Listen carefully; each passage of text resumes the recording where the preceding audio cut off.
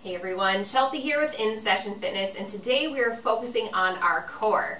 Our core muscles really help us move, and the stronger we are in our core, the better posture we have, and the better we are with overall movements. So today we're going to focus on a beginner core workout, and even though it's for beginners, those who are intermediate and advanced can go ahead and join along because we'll be providing modifications for that. But we want to focus on our quality over quantity. I don't know if you're anything like me, but I've done some pretty crazy ab workouts in the past where I'm so focused on getting the number of repetitions in to keep up with whoever's training or whatever video I'm watching that I forget about engaging my core and I forget about doing the proper movements. So today we're going to do some very easy moves that will help really engage your core muscles, and by the end of this you should feel the burn no problem. So before we get started with our workout, you will want to warm up. You can do so by getting some static stretches in as well as some dynamic stretches like high knees or jumping jacks. You may also want to pair this video with 30 to 45 minutes of cardio. Some fitness professionals say to do your ab workout before your cardio. Some say to do it after. I say do it whenever you can fit it in. During this video, I will cue you to engage your core. When I say that, all I mean is that we're taking our belly button into our spine and we're holding these muscles here in. We really want to focus on quality of these moves, so anytime you start to feel like you're not doing so, just remind yourself, as well as my cues, to go ahead and engage that core to make everything really tight. All right, we're going to get started with a seated trunk rotation. It's a very simple move. You're going to extend your legs out, keep them flat on the floor, and you're going to sit tall as if a string were pulling you straight up. You're going to engage your core. Keep your hands a few inches off of your mat, just floating there, all right? And then you're going to use your ribs to move, or your rib cage. You're going to follow that line to move. So that move is going to look like this. You're going to hold it here for a few seconds and take it back. Remember to keep engaging your core, and we're going to do that 10 times. So 1 on each side equals 1. And of course, if at any time you feel uncomfortable, you can go ahead and modify this to either slow down or to drop your hands completely if you need to. But at any time if you feel like you're not engaging your core, go ahead and reset yourself, and that'll just look like repositioning your posture, right? And then going ahead and going again. Alright, so you should start to feel this here a little bit, as long as you're engaging and rotating. That was 5.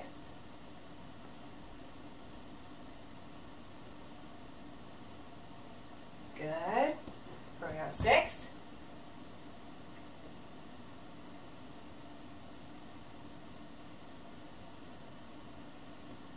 7.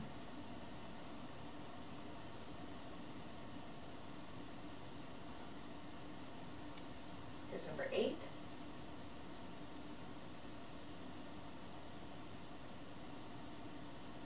9.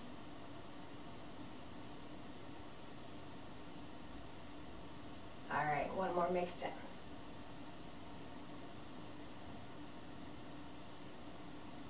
All right, now we're going to move on to bird dog crunches. All right, so with these crunches, we're going to do 10 of them, and there are a few modifications that I will show you before we really get started. To do bird dog crunches, we're going to go ahead and get into a tabletop position, placing our hands on the floor, our knees shoulder hip width apart, so our back looks like a flat table, right? So typically what a bird dog crunch looks like is you're going to take one arm out, the opposite leg back, meet in the middle for a crunch, straighten back out, and then drop. Now, if this feels uncomfortable to you, you can go ahead and make one of 2 modifications. When you get down into your tabletop, 1 repetition can be just straightening your arm out and dropping back, making sure that we're still engaging our core and bringing our belly button closer to our spine to do so. Or you can make arm out, leg out, and bring back down.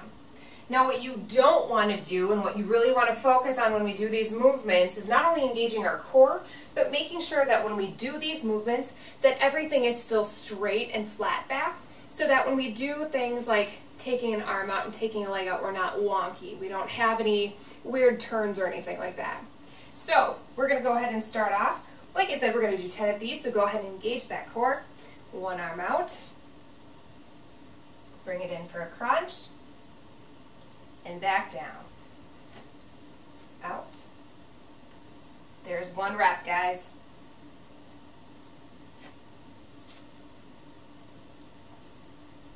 And we're going to do slow and controlled because those give us the best foundation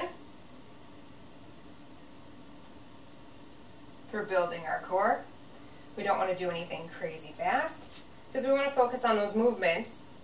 You still should be engaging that core, making sure that you're not going anywhere with those hips.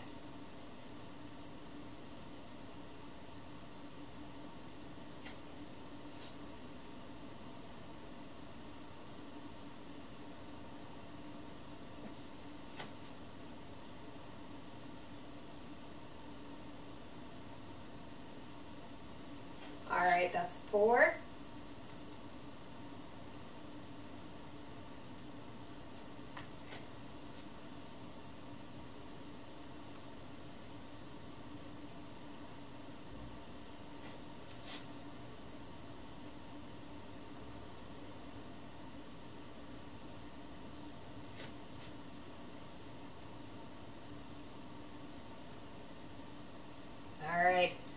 You should be feeling this right now, and if you're not, I would say that you're not engaging.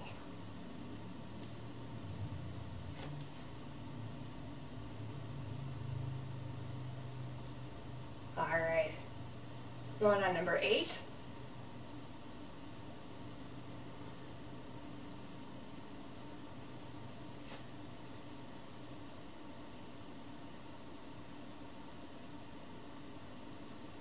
There's 9.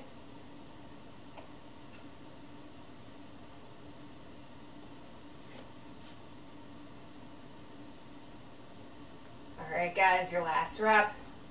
Making sure that everything is straight out. Engage that core. Last one. In and out.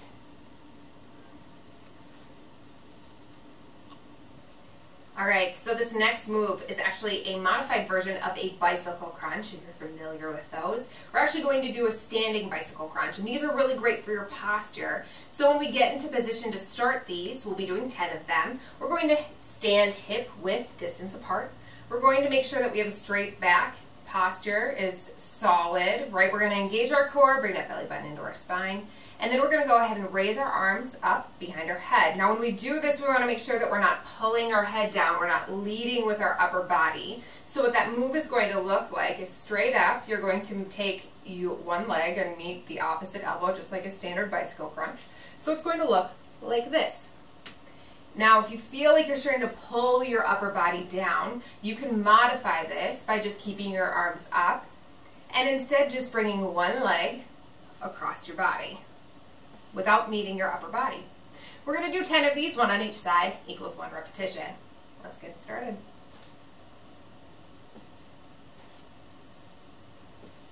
You can go as high as you want to or as low as you want to. Just remember that proper form is what we're looking for here.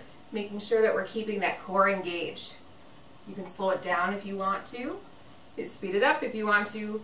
But again, proper form is the key here. So you might notice that it might be a little bit quieter on here. It's because I like to keep it silent so you can add in music, whatever kind of music you like. You might not like the kind of music that I like, or it may not pump you up the way it pumps me up. So we leave it blank for a reason. You can add in what you need to.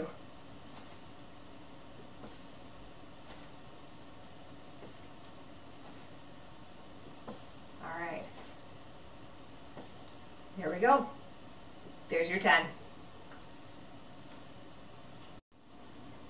All right, so moving on, we are going to do some seated leg lifts. These seem simple, but the more you do them, the more you're going to realize that they're a little bit of a challenge. So you're going to get into a seated position, right? Once you get into that seated position, again, you're going to sit tall, engage that core, spine locked in from the belly button. We're going to go ahead and sit tall like a string was pulling us taller, right? We're going to make sure that we're not going to get too crunched down because we want to make sure that we have enough mobility to lift those legs. So you're going to take your palms, you're going to place them about near your hips, either out or in, whichever feels comfortable for you. For me, I'm more or less like this, but then I also realize that I do this crouchy thing, and that's not what we want to do. So we're going to go ahead and place our palms down and go ahead and lean back just a little bit. Then we're going to take a leg and lift it up about 6 inches off the floor. We're going to do this for a minute, as many times as we can, okay?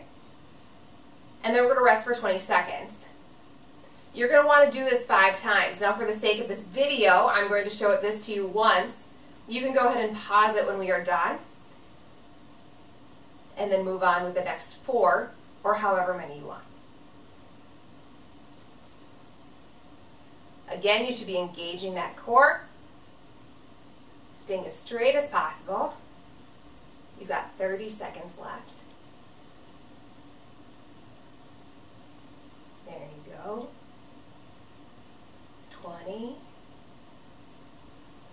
Again, if you need to adjust your posture, if you're realizing that you're not getting your core tight, go ahead and get that adjusted. You've got about 10 seconds left. 5, 4, 1 more, 2, and 1. There you go. 4 more are on you. So moving on, we're going to stay seated and do a modified bicycle crunch. I know we did the standing ones, but these are going to target a few different areas in our abdominal section. And so we are going to start by keeping your feet out in front of us. You're going to cross your arms kind of back behind your head. Again, we don't want to pull our neck too much. We want to keep a straight back. We want to keep our posture high and our core engaged. Toby's going to come through and help us out with this one, most likely like he's been for the rest of the video. And the modification for this, after I show you what this looks like, would be a standard crunch or a sit-up. So if this is uncomfortable for you, feel free to lay back and go ahead and do some standard crunches. So you're going to go ahead and start and do this for a minute. You're going to take one leg up to the opposite elbow, just like the standing bicycle crunches. So it's going to look like this. That would be considered half. And there's your one. Remember, you want to make sure that that is sitting tall. You don't want to come through and like pull yourself forward, I should say. You're going to do this for a minute with a rest of 20 seconds in between. Then you will repeat this 5 times or 4 more after this without my assistance. So feel free to pause the video when we are done. All right, making sure to still engage that core. You've got about 30 seconds left. You're doing awesome.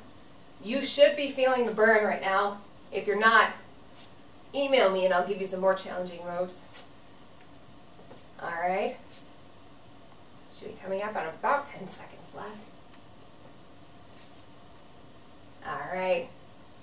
You're doing awesome. Keep it up. 4, 3, give me 1 more. 2, 1. There you go. 4 more are on you. So for this final move of our ab workout, we are actually going to do something called a spider plank crunch. So it's a mix of a plank and a crunch with a little bit of dynamic movement.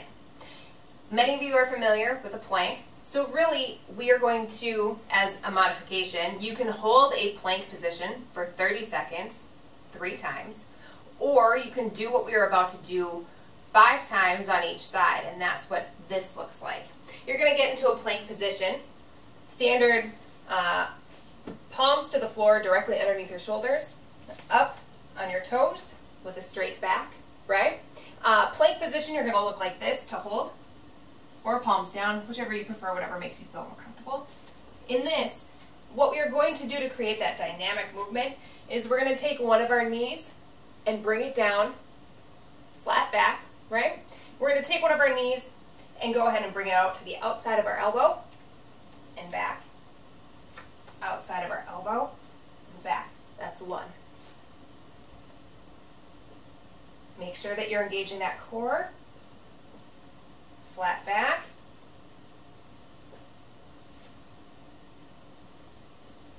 here's 4,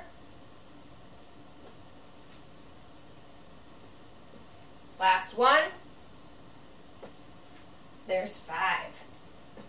All right. All right, so that wraps up our entire workout section aside from the cool down that we're about to do. If at any time you feel like your posture or your technique is breaking down a little bit, feel free to slow things down and tighten everything back up and start over. Or do what you can. It's better to have that quality over quantity. Also, if you're feeling like you need to be challenged a little more, feel free to go through that entire circuit 1 or 2 more times as much as you would like. We're going to cool down with a long body stretch. You're basically just going to lay down, get completely extended, wrap all the way back, and make sure that, and at this point, you really will start to feel a stretch in that abdominal area. We're going to stay here for about 30 seconds to a minute or whatever you feel comfortable with. It's really just a good way to let your body take a break.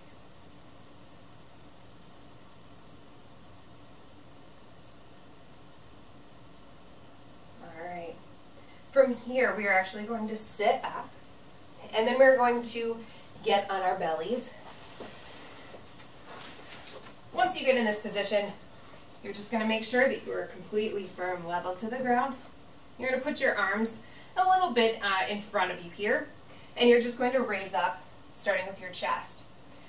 You're going to go ahead and go as far as you can go. Some people are a little more flexible, but you should feel that stretch kind of in your back to lower back and your abdominal section. And from here, if you feel comfortable, you can go ahead and push yourself up. And for a little more stretch, if you want to, you're going to go ahead and use your neck, bring your head back. And you can do some side to side with your neck. But you really should feel that stretch right in your abdominal region. You're going to hold it there for about 30 seconds to a minute. And then bring back down. Alright, so that wraps up your 15-minute beginner core workout. Now, if you have any questions or want to give us any ideas of what you want to see for our next week's video, feel free to shoot us a message at letsdothis@insessionfitness.com.